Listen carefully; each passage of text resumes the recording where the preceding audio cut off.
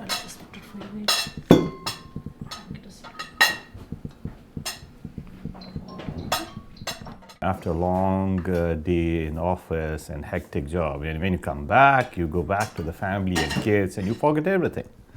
So I personally feel that it's the biggest blessing to have family and have kids. Very important.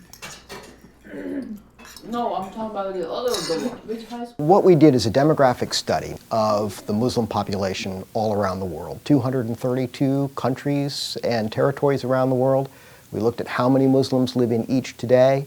We looked at how many Muslims there were in each 20 years ago. And we projected forward using the best demographic techniques to try to estimate how many will live in each country in the world 20 years from now.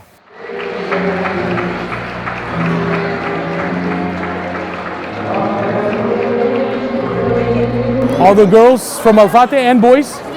Yeah, we need boys too. Back everyone. Around 95, 96, we were about 150 to 200 people, in one location in Herndon, Virginia. The community has grown to now, 5,000 families. We have 10 locations. 2 of them are at a synagogue and 1 at a church. That just shows the love that the greater community shows in supporting diversity. What we see happening in the Muslim population in the United States is pretty dramatic growth. In absolute numbers, a more than doubling from about 2.6 million to about 6.2 million. And in percentage terms, roughly a doubling. Just to put that into context, that means that roughly speaking, Muslims by the year 2030 might be about as large in the United States as Episcopalians or Jews are in the US population today. That's an important doubling, but it's still a very small percentage of the population, still under 2%. When you're talking about such a small population, how is it going to retain its identity? And I think the Islamophobia we're seeing is forcing these very ethnically and culturally and socially and religiously different Muslims to come together. If you say to me, well, how many are going to be followers of Al-Qaeda? How many are going to be supporters of Osama bin Laden? I can't tell you that. I have no way of predicting levels of religiosity in the future. All this tells us is numbers of people. 50 years ago, if you asked anyone, who do you think of when you think of a Muslim? Someone like Muhammad Ali would come up. And now if you ask people, what do you think of when you think of a Muslim? Who are they going to name?